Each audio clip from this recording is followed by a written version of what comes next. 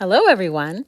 So to attend my free gatherings, you need to listen to the entire video, plus the final video when I have the last minute, what extra details. Plus, there will be a how to participate video. It may be there by the time you read this or not, but you need to listen to that too. So this is tentatively scheduled for March 2nd. I think at 6 p.m. I'll update that.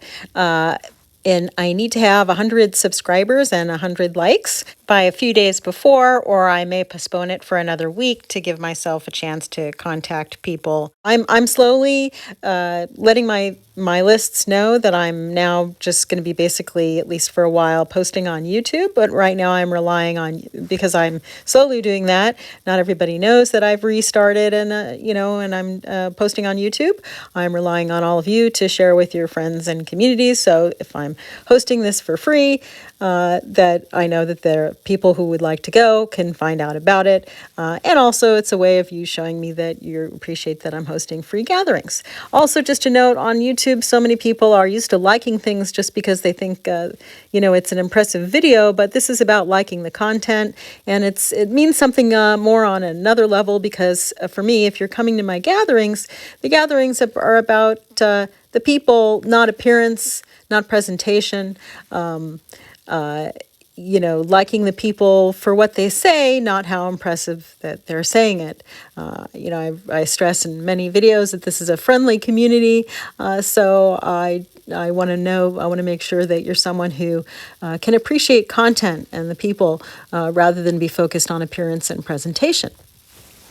So this circle is physically active, tactile and non-tactile, endorphin and oxytocin interactive group activities that touch the heart and uplift the spirit, that create that kind of intense, spicy feeling when one is intensely inspired and feels really on, like when you're doing something you love, you're really gifted at, or being totally connected with an amazing dance partner, or jamming pleasurably with a group of fantastic musicians.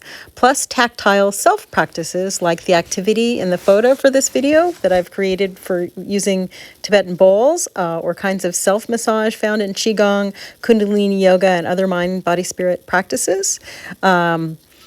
So basically, I love Kundalini yoga. I think it has so many great benefits, but so this is not just another Kundalini yoga class. In fact, it's not anything like that. It's a play shop, and it's just bits of Kundalini yoga interspersed with all sorts of other kinds of activities in this particular circle. I plan to do 5 different versions of it. I'd like to do it every week. This version would be the gentle, restorative version, where I will be showing people who may not be that flexible, different versions of how to do poses so that, they could do it no matter what. But also for people who, might be kind of interested in Kundalini yoga, but not sure how interested they are. It's my way of being a bridge to let people find out how much they can enjoy it, but not have to do it the whole time. So I'd be going back and forth, just doing really short Kundalini yoga exercises interspersed with other things. And then the other weeks, like the beginning version, I would do it with... I'm not sure what I'm going to title, but I'm going to do twice a month. I do a version where I do a whole Kundalini yoga set, or 3 different short sets. And so the other activities would be before and after, in the breaks between the sets. And some of the versions I would do monthly would be the really full practice that is pretty intense and athletic. But today, while you certainly can do it that way, the focus is on it being more for people who may be getting back into being physically active and stuff like that. And I'll talk more about it later. So that gives you just that general idea. But so just some other things to make sure that you know that this circle is right for you. You need to be totally happy to pin another person we will be frequently doing the activities, whether it's Kundalini Yoga or something else, with where you tap the person's picture on Zoom and they tap yours, so that you only see each other, so that you're sharing for a few minutes the exercise in a pair, and then you move on to the next person. So you must be totally happy to do that. And of course, as I said, this play shop is continuously, gently, physically active. You must be prepared to participate the full time. And, you know, the reason I'm doing YouTube is for people who just want to watch and listen, then they can just watch and listen on YouTube.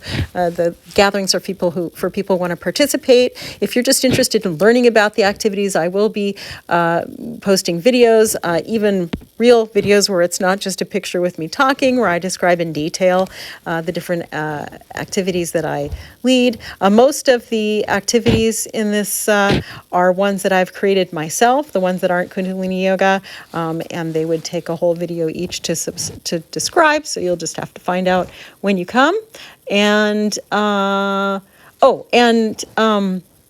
if you have a chance, it's requested but not required to borrow or buy a drum, a handheld drum, and a Tibetan bowl. And I'm going to do this I'm going to say more about it in a different video, because basically in almost all of my gatherings, I want to do for the first 5 to 10 minutes as people are arriving, a certain practice, and at the end of the gatherings, the practice version of the one that you see in the photo for this video with the Tibetan bowl, and one with the drum. So go check out the video in the How to Participate section about getting the drum and the bowl. And the next thing is, though I usually have the text chat in Zoom on for people, in this gathering it will be off. So that we're just completely present with everyone the whole time. And the last thing is, you notice that I use the word wacky in the description of this circle, and that is very important. So plenty of the things that we'll be doing, the whole atmosphere, the kind of people who are coming, will be things where you would look or sound silly when you're doing it. So you need to be someone who's comfortable looking or sounding silly.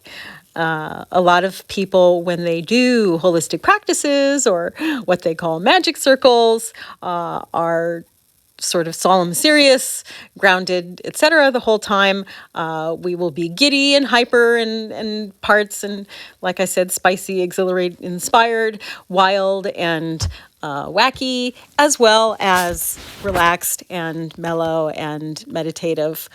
So it will fluctuate between that, but it's more that this is I'm reaching out to people who like being in outside the box settings, with people who not only think outside the box but behave and live outside the box. So I just want to make sure that you're not only comfortable with that, you think that's wonderful, and you yourself embody that. So that's it for now. Look forward to sharing it with you.